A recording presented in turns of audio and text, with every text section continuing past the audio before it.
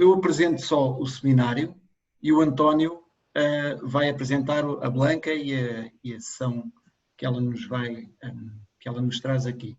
Portanto, o Seminário de Estudos Medievais tenta apresentar investigações realizadas por pessoas que estão, digamos que são visitant fellows no IEM, não é? Portanto, estrangeiros que vêm trabalhar connosco e que, de alguma forma, trazem trabalhos completamente diferentes, inovadores e daquilo que se faz em Portugal e que vêm engrossar o corpo de investigação que o IEM já apresenta e com este seminário tenta apresentar a uma audiência maior. António, avança. Bom, então, eu vou falar português. Boa tarde a todos. Hoje, portanto, vamos ter uma palestra dada pela Blanca Espina Jerez, que portanto, tem a sua formação de base em Psicologia, fez a sua licenciatura na Complutense de Madrid, tem um Master na Universidade Pontifícia de Comilhas, de Madrid também. Está a fazer o seu doutoramento na Universidade de Alicante, em Ciências da Saúde, mais especificamente História da Enfermagem, e ainda mais, digamos, fazendo um zoom na cuidados de saúde no Al-Andalus, especialmente o aspecto feminino e o aspecto da infância, portanto, dentro dessa área. O doutoramento está a ser dirigida pelo professor José Siles e pela professora Sagrário, que está aqui conosco e a quem dirijo uma saudação especial. Portanto, ela trabalha a enfermagem e, portanto, como quer-se conhecer o assunto, digamos, por dentro e por fora, à parte disto tudo, está a fazer também uma licenciatura em enfermagem na Universidade de Castilla-La Mancha. Portanto, sobre o tema da palestra, portanto, os cuidados de saúde da mulher e da criança no Al-Andalus, portanto, é aquilo com que ela nos vai, digamos, esclarecer nos próximos minutos. Portanto, passo a palavra à Blanca y estamos expectantes. Bueno, muchas gracias Antonio por la presentación y Paulo, María, el resto de personas que me han dado la oportunidad, ¿no?, de estar un poco aquí hoy y trasladaros un poquito del trabajo que estoy haciendo junto con mis directores y otras personas que también han ido formando parte de ello. Entonces, pues bueno, agradezco eso, la oportunidad de poder contaros un poquito de esto y nada, que espero que disfrutéis con ello y cualquier duda, cualquier pregunta que os surja, pues lo vamos construyendo si queréis. Os voy a compartir la presentación, a ver, y ya vamos empezando.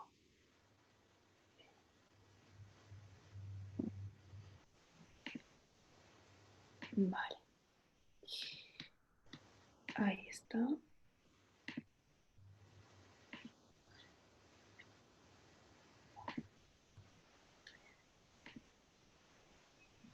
¿Lo veis, no? Sí, sí. Vale. Pues bien, como ha dicho Antonio, el título de la charla es sobre los cuidados de las mujeres y los niños desde una perspectiva histórica, en concreto desde la etapa de Al-Ándalus en los siglos X al XV. El objetivo general de la charla, como el propio nombre indica, más bien, es analizar y describir la formación, pero también la práctica de los cuidados dispensados por las matronas o parteras y las amas de leche o nodrizas. Por tanto, los objetivos específicos van a ser los de conocer cómo se llevaba a cabo la formación de estas mujeres, la formación académica, vamos, más que académica, era práctica, empírica, como veremos ahora, de las matronas en concreto, describir su actividad profesional y profundizar en lo relativo a la asistencia de las nodrizas o amas de leche. Para esto se ha realizado una revisión histórico-descriptiva, primero con una búsqueda en las bases de datos que aquí recogemos, después con búsqueda en bibliotecas físicas, como estas que vemos de la Universidad de Castilla-La Mancha, San Lorenzo del Escorial, que es una biblioteca que reúne bastantes de estos tratados que vamos a ver a continuación, y otras bibliotecas digitales que, por ser tratados tan antiguos, nos facilitan bastante el poder acceder a ellos.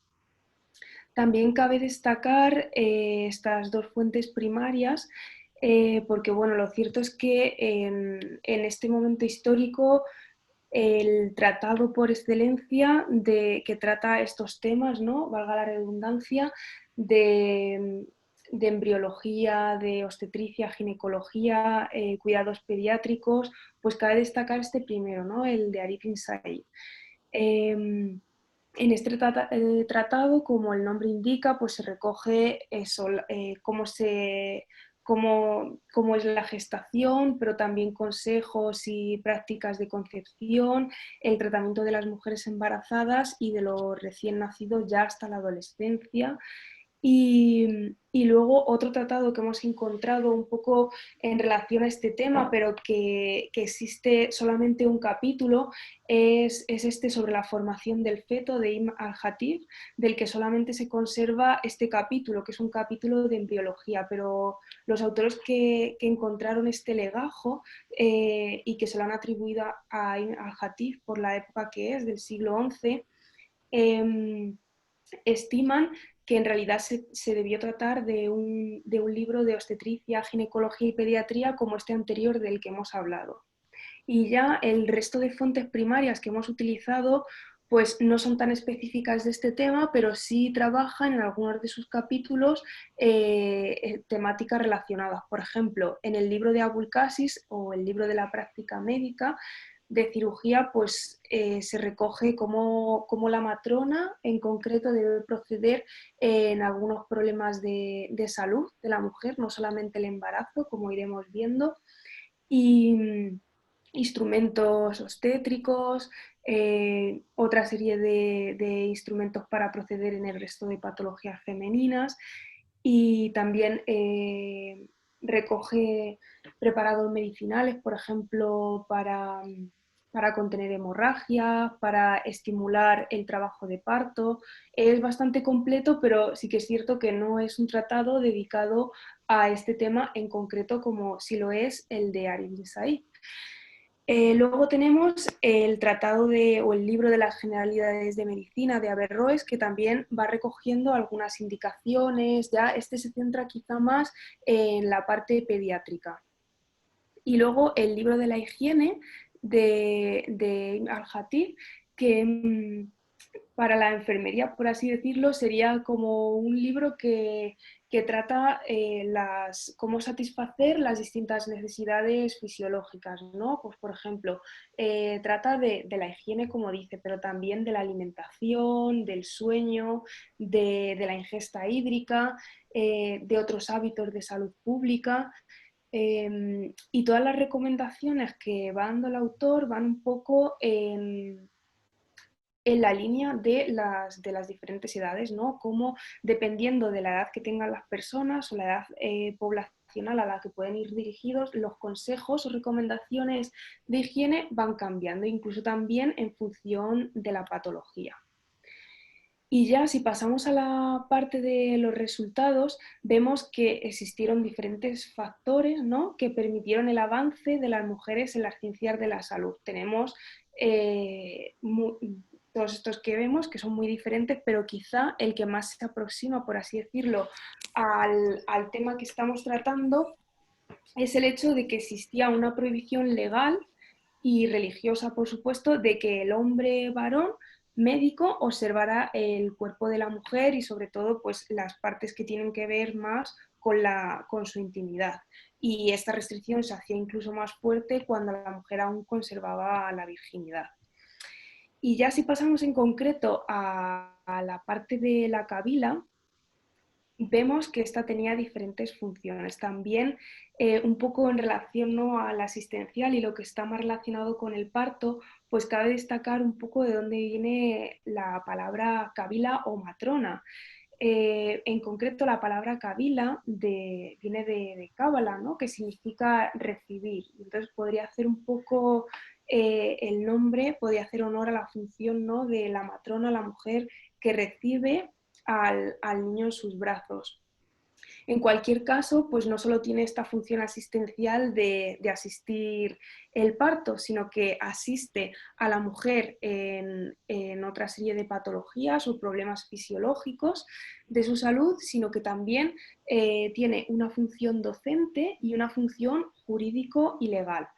Ninguna de estas funciones va por sí sola, sino que entre ellas están entrelazadas, es decir, la docencia está junto a la asistencia porque en la manera que tenían de aprender las matronas de este momento histórico es a través de la práctica asistencial. Y la práctica asistencial no puede ir separado de lo jurídico tampoco porque precisamente algunas de sus funciones asistenciales son esencialmente jurídicas. Este tema no le vamos a tocar mucho, pero por ejemplo, pues cabría destacar el certificar la muerte del bebé. Esto era una función de la matrona que tenía unas repercusiones jurídico-legales. También, por ejemplo, la evaluación de las nodrizas antes de realizar su contrato, que lo vamos a ver después, o la evaluación de las esclavas también antes de realizarles un contrato, pues esa evaluación de salud o valoración física corría a cuenta de la matrona o kabila y era una función jurídico-legal el certificar su estado de salud. Entonces, si ya pasamos a esa función docente, vemos que la kabila o matrona normalmente iba a ser una profesora particular externa, que también podía ser de la propia familia, no solamente externa a esta. Y las funciones, o sea, el lugar de aprendizaje era un lugar doméstico, que era el lugar en el que asistían el parto, en el que realizaban la evaluación de la mujer, los consejos, todo se realizaba en el domicilio. Incluso hemos documentado que las matronas y las alumnas podían vivir juntas en el hogar de la matrona para que en el momento en el que se requiriera su asistencia, juntas fueran al hogar en el que se les reclamaba y mientras la matrona ponía en práctica su desempeño, iba narrando cómo lo estaba realizando y así la aprendiz iba adquiriendo esos conocimientos, ¿no?, a través de la práctica. Por tanto, vemos que se trata de un saber empírico que corre a cargo de una transmisión oral y generacional. Y es que las mujeres de esta época tenían prohibido escribir tratados, solamente podían escribir pues las poetisas y luego pues estaban las copistas que, bueno, lo que hacían con los manuales era copiarlos. Entonces solamente quedaba lamentablemente esta vía de conocimiento y que, bueno, al final un poco lo que paradójicamente extraemos de las fuentes es de fuentes médicas de hombres que no realizaban ese procedimiento. Entonces, bueno, como si nos fijamos en la imagen que tenemos aquí a la derecha, el propio Ari bin Said recoge cómo debía estar colocada la matrona, que sería esta de aquí abajo, y sus aprendices. Y él lo que te dice es que debían colocarse, aquí, bueno, no es fiel al relato, pero no tanto, pero bueno, dice que las aprendices, perdón, de matrona debían colocarse una a cada lado para sostener a la mujer, animarla y alentarla en el desarrollo del parto. Y debía colocarse otra detrás, porque el lugar en el que se colocaba la mujer no tenía respaldo, lo vamos a ver ahora después, para sujetarla cuando de alguna manera quisiera descansar. Y luego la matrona se colocaba debajo para facilitar ese trabajo de parto. ¿Por qué nace esta figura y adquiere tanto reconocimiento social? Porque, de hecho, la figura de la matrona o de la kabila y de la nodriza es el oficio más reconocido en este momento histórico y sin embargo ni en momentos anteriores ni posteriores lo fue, no fue tan reconocido a nivel social. Pues bien, ese reconocimiento nace de una necesidad social, lo que hemos dicho antes, de que bueno, el hombre no podía ver el cuerpo de la mujer y entonces, pues, por ejemplo, en el Tratado de Abulcasi se enumera que esto es más bien de otras patologías médicas, no de la asistencia al parto en concreto, pero por ejemplo, de otras patologías médicas que pusieran en compromiso el ver a la mujer, pues debía asistir en primer lugar una médica competente, en segundo lugar, una partera con experiencia o un médico eunuco, por eso de estar un poco, por ser intersexual, estar un poco entre los dos sexos, tenía una serie de funciones diferentes, o una mujer que un médico pudiera instruir e ir aconsejando en el procedimiento sin que este médico viera a la mujer sobre la que se estaba realizando la asistencia y los cuidados.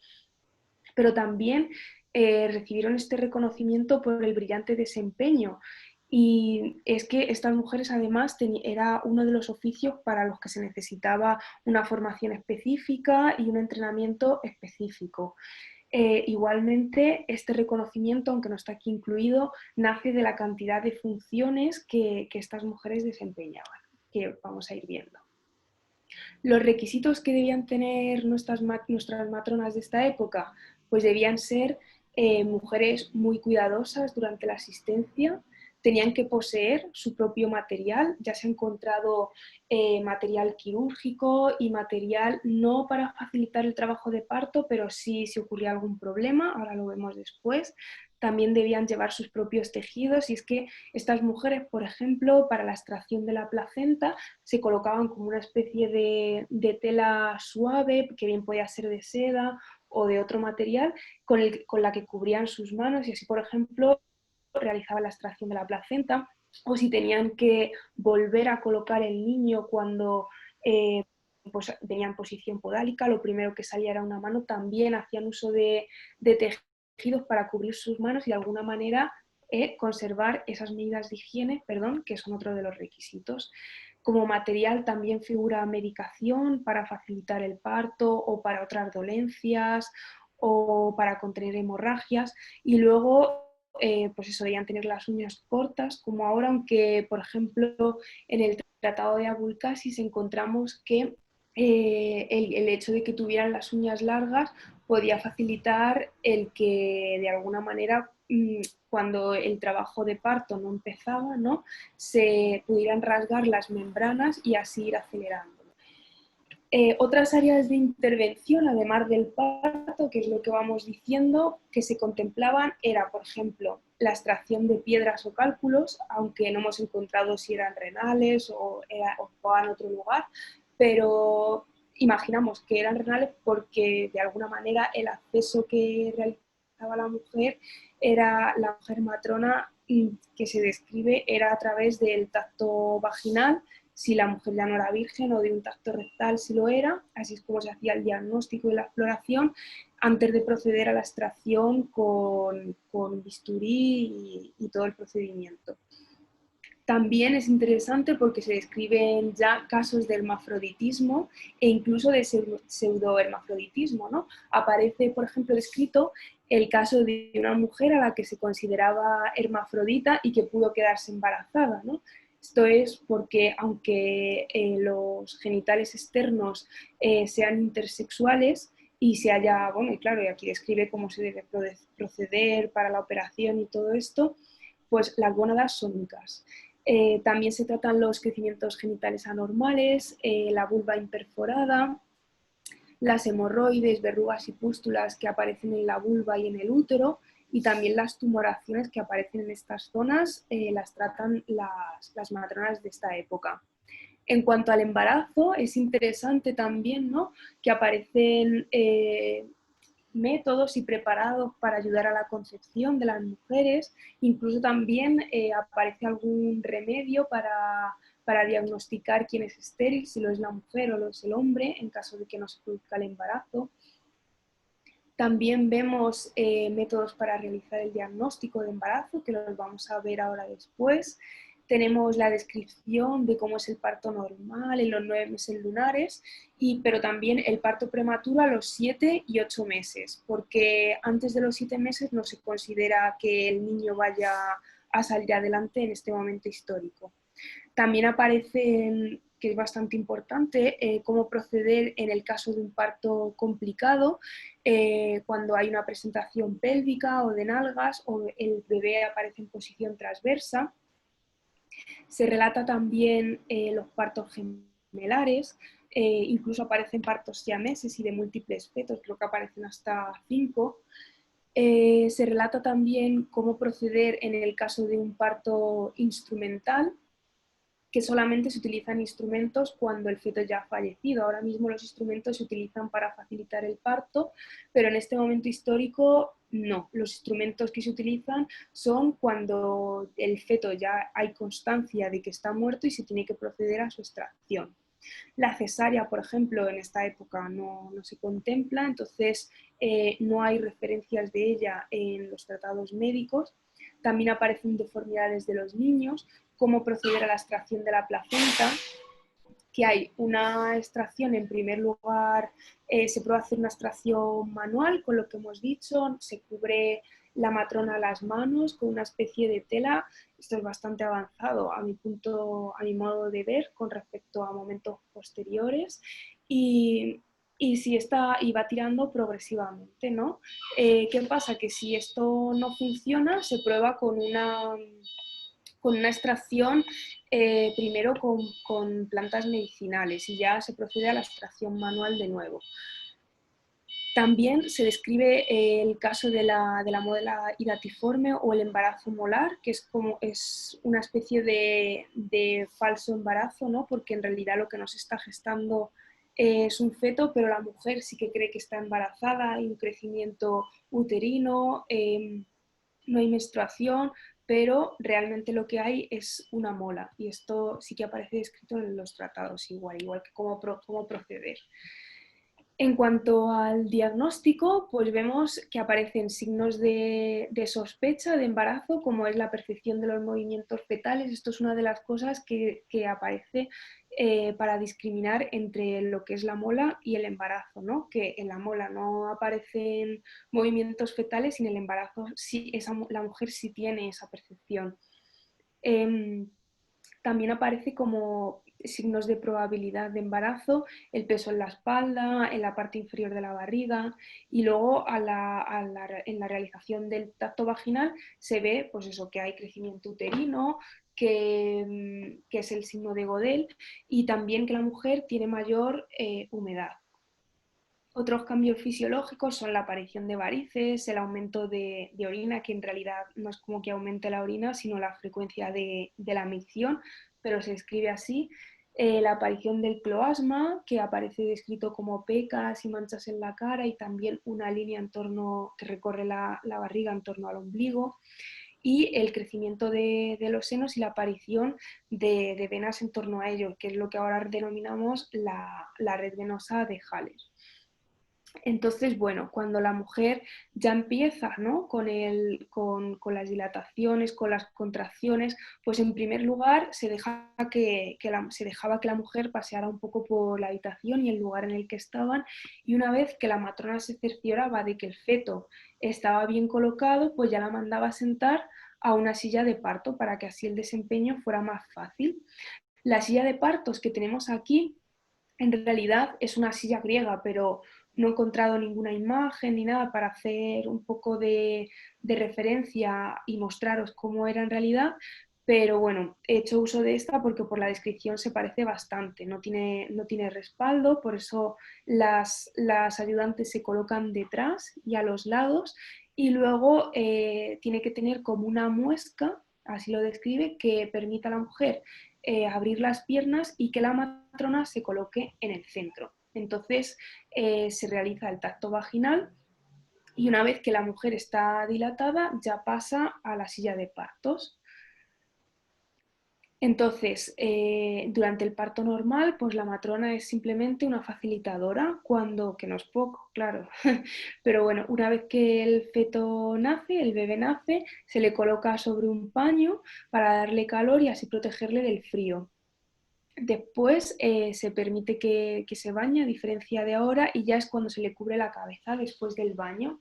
El cordón umbilical debía ser cortado, igual que ahora, más o menos a una distancia de 4 dedos y siempre que el bebé hubiera comenzado a llorar. El material con el que tenía que ser cortado sería cualquiera excepto el hierro, pero bueno, una de las cosas que más me ha llamado la atención, ¿no?, es que muchos de los instrumentos obstétricos del momento y de otros instrumentos quirúrgicos estaban hechos con acero de Damasco. Esto más bien es como una anécdota que os traigo.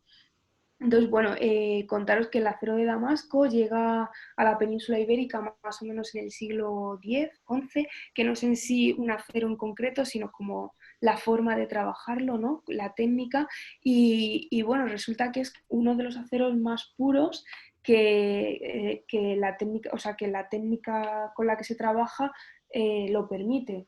Y es por ello que era uno de los instrumentos, o sea, era uno de los aceros que se utilizaba para los instrumentos quirúrgicos y obstétricos y cuya técnica todavía se sigue trabajando en la ciudad de la que soy, en Toledo. Entonces, bueno, un poco traeros esa anécdota.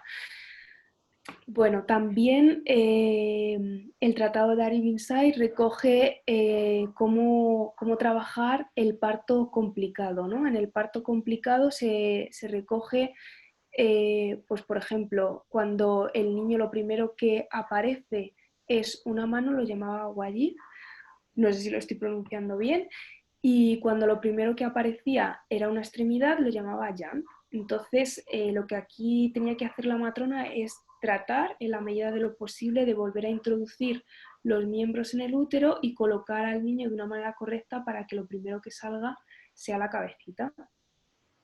Ya si pasamos a la parte de la ama de leche o nodriza, vemos que era un trabajo regulado médica y legalmente. Este trabajo era de suma importancia en este momento, tanto que se le pedía a la nodriza innumerables requisitos que ahora iremos viendo. E incluso legalmente tenía la repercusión de que todo bebé que fuera amamantado por la misma nodriza sería considerado hermano de leche y por tanto esas personas que eran consideradas hermanas de leche no podrían contraer matrimonio entre sí, tampoco podían mantener relaciones sexuales y de la misma manera pues tampoco un hombre podría tomar a una mujer como esclava concubina en concreto. Eso con respecto a la parte legal. La ama de leche o nodriza era una mujer generalmente popular. Lo deseable es que fuera una mujer casada porque eso, ¿no?, de alguna manera era una mujer honrada, una mujer de principios morales, y también debía ser una mujer, por tanto, o sea, una mujer casada, y también estaba bien valorado que tuviera ya más hijos, porque así de alguna manera estaría instruida, ¿no?, o experimentada no solo en la lactancia, sino en el cuidado de los niños. Era un trabajo doméstico, remunerado bien económicamente, o bien a través de enseres o de otra serie de alimentos o otras cosas que pudiera necesitar la mujer, y no era un trabajo prohibido o mal visto como podía ser el trabajo de las plañideras, las tatuadoras o las depiladoras, ¿no? Sino lo contrario, era un trabajo de gran valoración en este momento, como hemos dicho. Las funciones de la ama de leche pues no solamente iban a ser las de amamantar, sino que también iban a criar a los niños que estaban a su cargo. El amamantamiento era un amamantamiento materno o de la mujer exclusivo desde el parto hasta la salida de los incisivos. Y aquí encontramos cierta controversia. Por un lado, los tratados nos dicen que quien mejor podía dar la leche al niño era la madre, ¿no? Por la vinculación que ya existía durante el embarazo. Y por otro lado, otros autores nos indican que lo esencial era que en los primeros días, por lo menos en los 4 primeros días, quien realizara la lactancia fuera una nodriza, porque en estos primeros días la leche que aparece se consideraba una leche imperfecta, era el calostro, ¿no? Entonces se prefería que quien lo diera durante al menos estos 4 días fuera la matrona. Pero ya vemos que hay cierta controversia entre los médicos. El número de veces se prefería que fuera de menos a más. Ahora mismo sabemos que la frecuencia del número de veces va de menos a más, ¿no? Al principio, no, lo estoy diciendo al revés. El número de veces iba de menos a más, eso es. Al principio eran 2 o 3 veces al día y, claro, ahora sabemos que en realidad es al contrario, ¿no? Lo más fisiológico es como que la lactancia vaya de más frecuencia, de más tomas a menos, ¿no? Porque el estómago de los niños al principio es más pequeño, la mujer también produce menos leche. Entonces esto era al contrario. ¿Qué hacían un poco para solventar la situación? Darle miel o algún otro dulce al niño con la intención un poco de acallar ese hambre. Digamos, esta recomendación se saltaba pues, bueno, cuando ya el lloro era constante y el niño presentaba dificultad para dormir. Cuando pasábamos del amamantamiento al destete, pues incluso en este aspecto el Corán se posiciona y dice que debe haber acuerdo entre el padre y la madre, ¿no? Aquí un poco la nodriza como que no tiene mucho papel en esta decisión.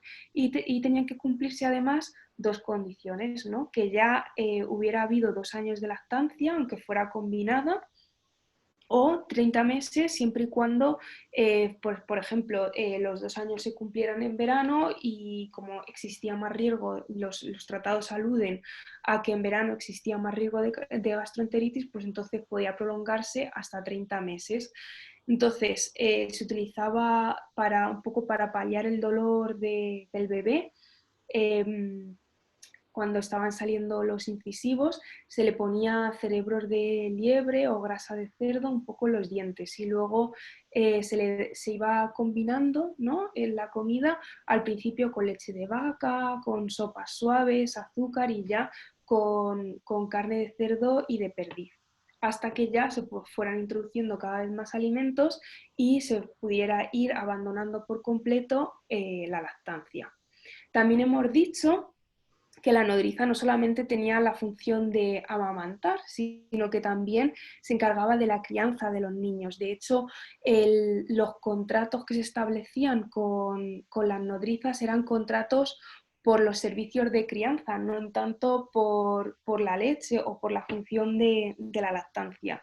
Entonces, dentro de los cuidados pediátricos entraban la alimentación, el baño, las necesidades de sueño, descanso y juego, pero también en la contratación de la nodriza jugaba un papel importante la educación que la mujer tuviera. ¿Por qué? Porque ella se iba a encargar de la lectura del Corán, de enseñarle a escribir y también se valoraba el hecho de que fueran poetas y conocieran de alguna manera, dominaran el arte de la poesía para transmitírselo al niño. Por ejemplo, tenemos estos 2 casos en los que de niños que han sido amamantados y cuya nodriza fue contratada en concreto por cumplir, ¿no?, con estos 3 requisitos. Otros de los requisitos que debía tener la nodriza eran los físicos, que los vamos a ver a continuación, los morales, que hemos comentado un poquito. También debían tener importantes restricciones en la alimentación y el ejercicio.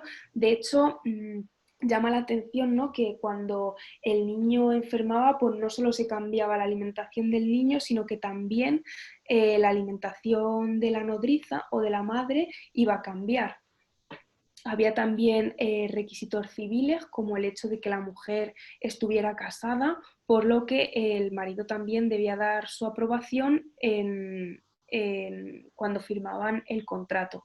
Y también los requisitos intelectuales, porque de hecho existía un poco la creencia de que la nodriza, a través de la leche, de alguna manera estaba pasando al niño otra serie de, no solo la leche, sino bueno, sus buenas costumbres, su moralidad, sus saberes. De ahí que tuviera tantos requisitos su contratación y su elección. En cuanto a los requisitos físicos, encontramos que lo deseable es que fuera una mujer joven, más o menos de 20 a 30 años, que de piel tuviera un color blanco o pelirrojo, que no hubiera dado a luz recientemente o estuviera embarazada. No hubiera dado a luz recientemente se refiere a que, pues de alguna manera, el hecho de dar el pecho a otro niño, existía un poco esa creencia, pudiera ser en detrimento de su propio hijo, y que no estuviera embarazada por los riesgos que tiene para el propio embarazo dar la lactancia. Lo que hemos dicho antes, ¿no? Tener hijos también era un punto favorable para ser contratada y que no tuviera problemas físicos o psicológicos, porque bueno, la tristeza, los estados depresivos, el nerviosismo, todo eso se recoge en los tratados, que de alguna manera igual no podía, a través de la leche, pasar al niño y provocarle de alguna manera ciertas perturbaciones. Debía tener un color saludable, de peso medio, ¿no? Esto, otro tratado, ¿ves? Hay consonancia con ello, y que tuviera un pecho fuerte, un torso fuerte y un pecho de gran tamaño. Como requisitos morales, pues destaca el ser profundamente religiosa y ser una mujer de buenas costumbres, pues también no solo por el tema de esa creencia de que todo eso, de que los requisitos morales y otros pasaban a través de la leche, como también el hecho de que ellas eran las que iban a criar y a educar a los niños en estas funciones y en estas cuestiones morales. Y también cabe destacar, ¿no?, de alguna manera, cómo tanto la nodriza como la kabila tienen en su desempeño una importante relación, ¿no?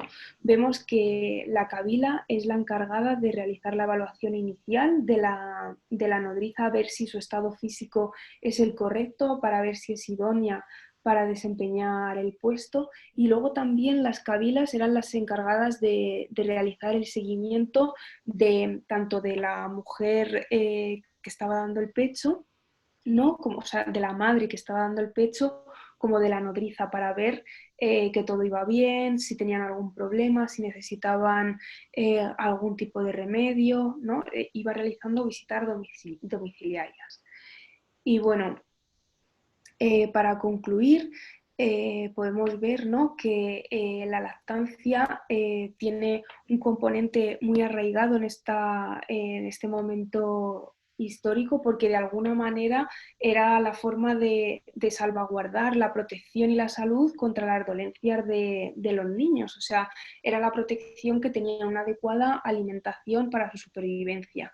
Y también esa creencia que ya hemos comentado de la transmisión de las características individuales de la nodriza a través de la leche. Observamos en los dos trabajos que ejercían un trabajo doméstico de mujeres y para niños, y que incluso tanto matronas como nodrizas salían del espacio y tiempo familiar para pasar a un espacio y tiempo extraño. Quizá la matrona no tanto, porque lo hacía de manera temporal, pero el tiempo que la nodriza pasaba en ese espacio familiar ajeno era mucho mayor, llegaba incluso a convivir con esa propia familia.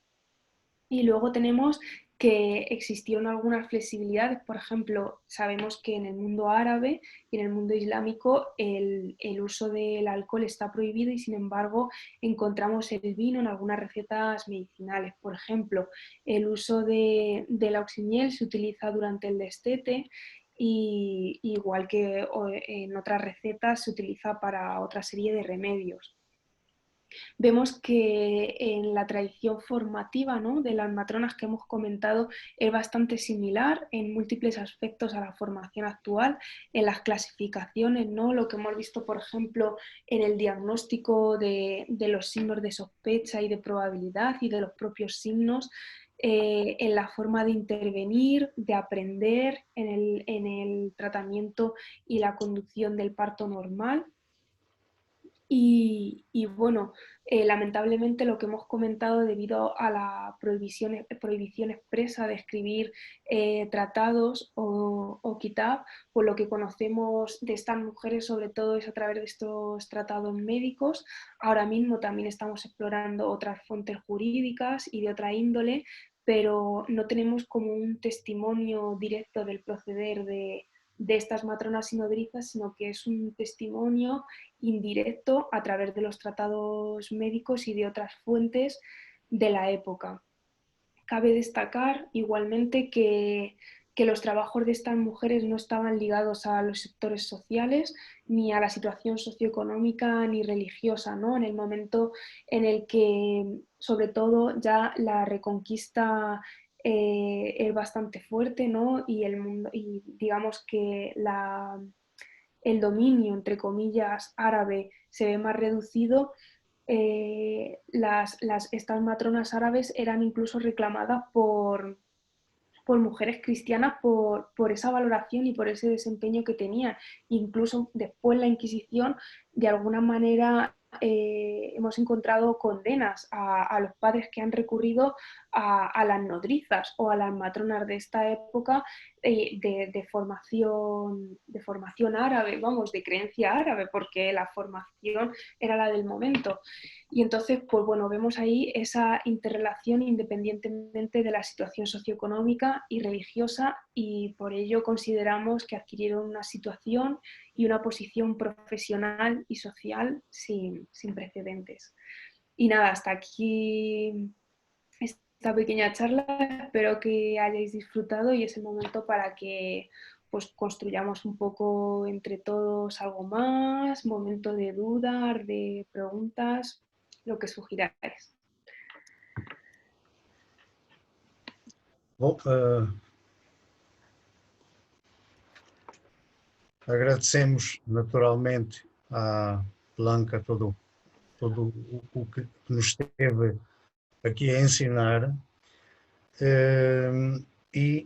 Portanto, se alguém quiser apresentar alguma questão, podemos avançar. Eu vou tomando nota e pomos a coisa por ordem. Se alguém quiser colocar alguma questão em relação a tudo aquilo que foi apresentado, é agora a altura.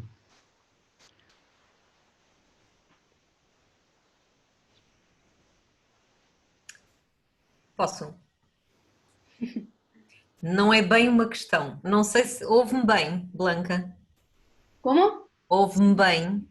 Sim, sim. Pronto. Não é bem uma questão, é só uma observação. Acho que a ginecologia e a obstetrícia moderna devem muito a esta cultura. Sim. Porque realmente eles já sabiam quase tudo, não é? Sim. Quando de facto a medicina cristã estava ultra atrasada e estas coisas não se falava delas, e não é? Portanto, Sim. é só uma observação. Estou surpreendidíssima com o avanço da medicina e com aquilo que realmente a ginecologia e a obstetrícia contemporânea devem à cultura. Sim. Pronto, era só isso. Realmente estou surpreendida, obrigadíssimo. Foi muito útil. Ay, muchas gracias, Catarina. Bueno, yo comparto contigo tu comentario y tu apreciación. Realmente, pues bueno, los árabes de alguna manera aquí recogen los saberes clásicos, los traducen a su idioma y después aportan y siguen construyendo mucho más. Y después, bueno, con la reconquista, pues eso se queda ahí un poco estancado, ¿no? Seguimos viviendo pues de Dioscórides, ay, no recuerdo ahora el nombre, de grandes médicos, ¿no? De Abulcasis, de Al-Razi, se siguen estudiando en importantes universidades de Europa, de Avicena, de su canon, y hasta hace relativamente poco tiempo, ¿no? Seguimos viviendo de esa sabiduría y de esa profundización de ese momento en las ciencias de la medicina sobre todo. Así que Mas, gracias, Catalina, por tu apreciación. mais questões? Pues quizá por anotar un poco más a Catarina, primero agradecer a Blanca que has estado fantástica, nos has expuesto el tema de verdad minuciosamente y muy despacio para que creo que todos te pudiéramos entender. Solo les faltó un poco realizar la extracción del feto en vivo, claro, porque ellos hacían la extracción fetal ya una vez que el feto estaba muerto. Pero sí que es cierto, por ejemplo, matizar, como Blanca ha comentado, la silla de parto. Esta silla de parto que tenía esta muesca ya viene desde los egipcios, que lo utilizaban para estas mujeres ladrillos. Pero como bien dice Catarina, a nivel contemporáneo y en esta época en la que estamos, esta silla de parto actualmente, además en España, está de boga y se está utilizando en algunos hospitales, tales como Huerca Overa, que estamos por Almería, también por la zona de Valencia, muy cerca de Benidorm, hay clínicas que utilizan esta silla de partos. O sea que no estamos tampoco tan lejos de lo que esta época nos trajeron estos estudios árabes. Y respecto al ama de leche o al ama de cría, decir que esta figura fue muy importante, como ha comentado Blanca, en este momento histórico, pero en España continuó siendo súper importante, sobre todo para la supervivencia de los niños. Voy a entrar a hablar casi de muy importante hasta mediados del siglo XX. Incluso nosotros tenemos una percepción de una ama de cría que es de la nobleza y que ayudó al amamantamiento de nuestros reyes, con lo cual son figuras muy importantes y, como Blanca matiza, de mujeres y para mujeres. Es la cultura del cuidado, realmente es la cultura del cuidado, metiendo la enfermería también. Sí. Muy bien, Blanca, muy bien. Muchas gracias, Sagrario. Vamos, para mí que, no sé, que hagas este comentario y que me devuelvas todo esto, pues es muy importante. No sé si ha quedado claro, Sagrario es mi director. Antes, cuando Antonio la ha presentado, como justo no ha saludado, pues bueno, esto al fin y al cabo es un trabajo de las dos, ¿no? O sea que podríamos estar aquí contándolo ambas. Muchas gracias, Sagrario, por completarlo. Mais questões? Mais... Ou está tudo em estado de choque, mais ou menos? A informação foi de tal forma que ficou tudo à beira de tomar um café, pelo menos, não? Não, só, eu Paulo. primeiro de tudo quero agradecer à Blanca, porque a apresentação foi fantástica.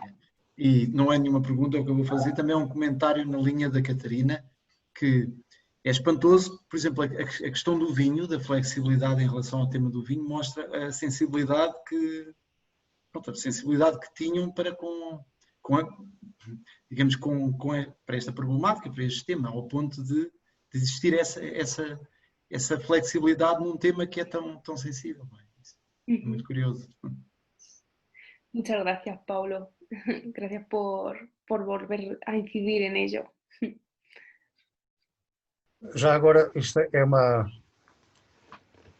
Preferem que português ou... Bom, então eu vou só dar uma chega.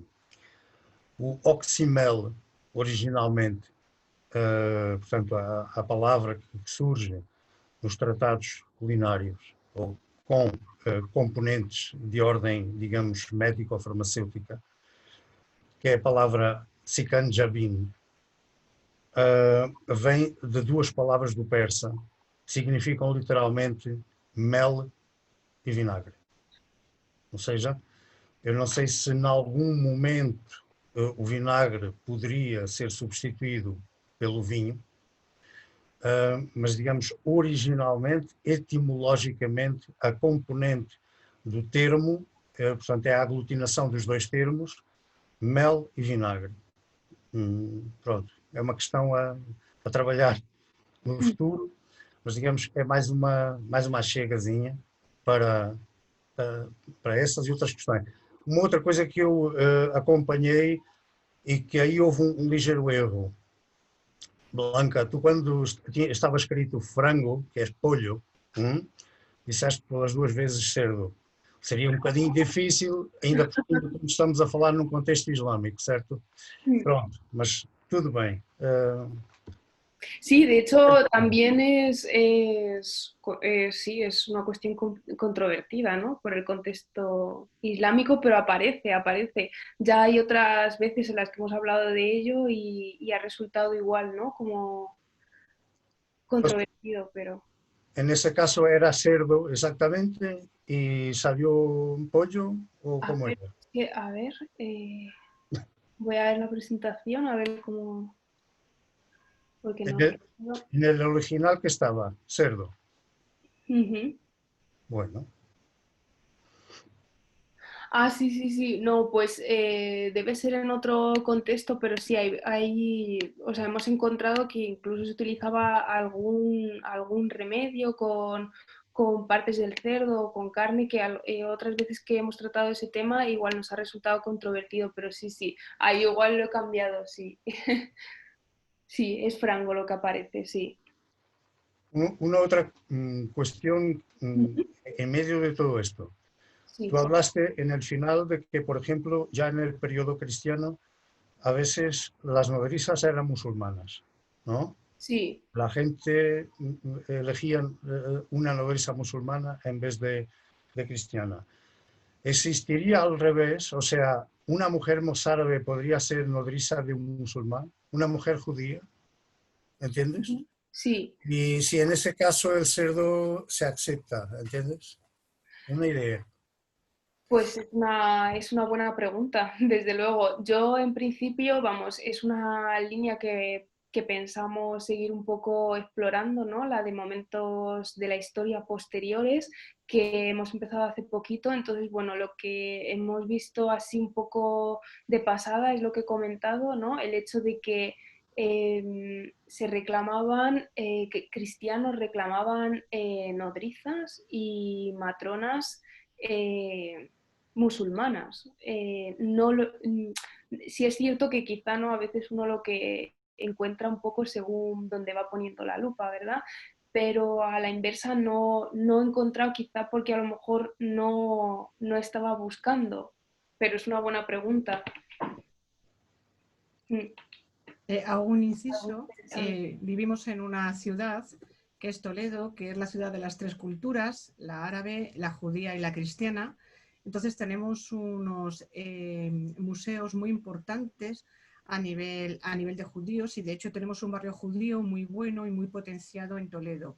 Este año, en junio, julio, ha habido una serie de seminarios también importantes en relación Toledo, que se ha hermanado con la ciudad de Mérida en el tema también de judío. Y es una línea, como está comentando Blanca, que todavía es un poco prematura para poder decir, hablar todavía de resultados. Pero ahí la tenemos también vigente para continuar con ella. Pero sí es cierto que yo ratifico lo que está comentando Blanca, que hemos encontrado más casos y más, nos hemos cerciorado más de que había mujeres cristianas que buscaban a las cabilas y a las amas de cría árabes, más que al contrario, pero seguramente también se dieron, también habría. En fin, mucho para trabajar, ¿no? Mucho para seguir.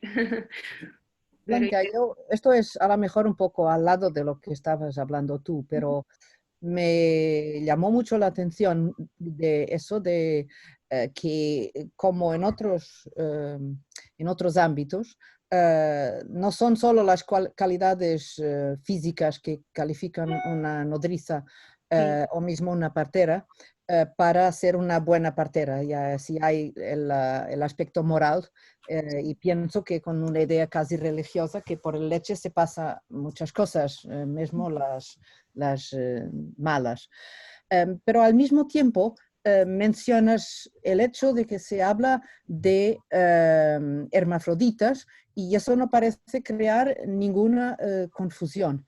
Y quería solo saber si el hecho de que hay embarazadas hermafroditas no creaba ningún embarazo, ningún problema a los médicos y a quien debería hacer el parto, porque pienso que para un cristiano eso sería una monstruosidad. Mismo en teoría política no se puede pensar en un cuerpo con dos cabezas porque es un monstruo y como eso, la idea de que las variaciones físicas no son una buena señal. Y a lo mejor me preguntaba si tendrías alguna información sobre... Pues lo cierto es que, por ejemplo, de lo que has comentado del caso de pseudohermafroditismo, no he encontrado, ¿no?, como la repercusión social que tenía o cómo se consideraba. Simplemente aparece descrito, ¿no?, como una de las posibilidades que puede tener el nacimiento, ¿no? El que una persona a la que creen hermafrodita resulta que después sí que puede quedarse embarazada. No sabría decirte, pero por ejemplo, en otro caso que se describe de dos gemelos que nacen pegados, viene descrito que tienen dos cabezas, ¿no?, lo que has comentado, y nacen pegados por el torso y luego solamente tienen dos piernas. Entonces, cuando describe el caso, a mí lo que me ha llamado la atención es que dice que eran dos hermanas esclavas. Entonces, bueno, al final vemos un poco la línea en la que el juicio social, ¿no?, les puede llevar, ¿no? Al final estas mujeres, pues bueno, ya sabemos que la cultura islámica es un poco, a ver, es un poco patriarcal y entonces, pues bueno, esta mujer, pues me imagino que es imposible, en este caso no tengo ni idea, es difícil que quede embarazada, entonces un poco esa función pues se ve un poco que no creo que fuera fácil encontrar un matrimonio para estas dos hermanas, entonces de alguna manera de la forma en la que acaban es en la esclavitud. Y el otro caso, pues la verdad es que no te sé decir porque no he leído referentes sociales de esa situación. Sí, por ejemplo, he leído sobre el estigma hacia los eunucos, las funciones que tenían, las dedicaciones que tenían, ¿no?, que al fin y al cabo no se veía como un castigo, sino que era una preparación para las funciones sociales y laborales que les podían ofrecer, como lo que hemos dicho, ¿no?, ser médico en estos casos. Entonces, pues la verdad es que no solo puedo contestarte de esta manera. No sé si... Sí, me parece, sí, Sí. claro, pero es muy interesante que el tratado no piense ocultar este hecho y Sí. no, de lo que decías tú, no parece haber un estigma sobre la cuestión. A lo mejor sí que lo habría, pero a lo mejor nosotros también pensamos muchas veces que las cosas eran tabús y quizás Claro, y no lo quizás era. no. De hecho, el médico que lo escribe es Ibn Said, que es cristiano convertido al Islam, con lo cual pues tiene ahí un poco más para rizar. Muchas Bueno, gracias, María. muy interesante. Muchas gracias.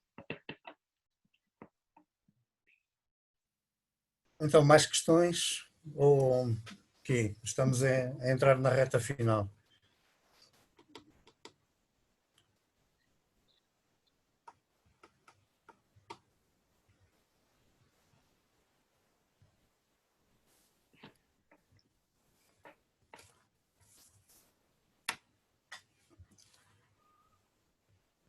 Yo creo que en general el tema va a tener más desarrollo y habrá que... Estuve mirando, por ejemplo, en los tratados de Gispa, en los mercados de esclavas, Sí, la función de mujeres, alamina, o sea, que serían posiblemente matronas, que tenían que hacer todo un examen a las mujeres, su condición, porque todo eso tenía que ver también con el precio que después, digamos, su dueño iba a pedir por esa mujer, además de todas otras, en fin, calidades y calificaciones que tendría, ¿no? Conocimientos varios, pero también condiciones físicas, ¿no? Sí, de hecho, eso entra dentro de las funciones jurídico-legales, ¿no? Un poco el certificar el estado de salud de la esclava, porque de ello iba a depender, en parte, iba a depender el precio que se le pusiera a la esclava. Exactamente, muy buena apreciación, porque eso sí que es cierto que no hemos incidido sobre ello en la charla. Un otro aspecto que también era muy importante era la cuestión de que si esa mujer ya había pasado el periodo o no desde que salía digamos, de su dueño, si estaba o no embarazada. O sea, la cuestión de que la mujer esa, a la mina, tendría que ser una persona realmente de buenas costumbres para no vender una mujer embarazada a otro hombre que al final se supondría que sería el padre y no lo era, ¿no? Entonces, habría que mirar todo eso. Sí. Es bastante curioso. Sí, sí. Igual además aparece reflejado en los tratados. Sí, muchas gracias, Antonio, por sacarlo. Bueno, pero somos siempre los mismos. A ver, no otros que se animen a poner cuestiones. Está la cosa tan... Entonces dejamos... Paulo, acabas com isto. Fechas tu a loja. Não? Pronto, Não há mais questões? se não há mais comentários nem ideias, apenas resta-me agradecer à Blanca, não é, pela excelente apresentação. Foi um tema interessante e é um tema difícil e é original, profundamente original, diga-se. E espero que na próxima sessão do SEM, que em breve será anunciada, conte também com a vossa participação. Obrigado a todos e fiquem bem. Muito obrigado, Blanca. Muchas gracias. Gracias a vosotros por recibirme y darme esta oportunidad. Foi excelente. Obrigado. Obrigado a todos, então. Até outro dia, então. Até à próxima. Hasta pronto. Gracias. Chao, chao.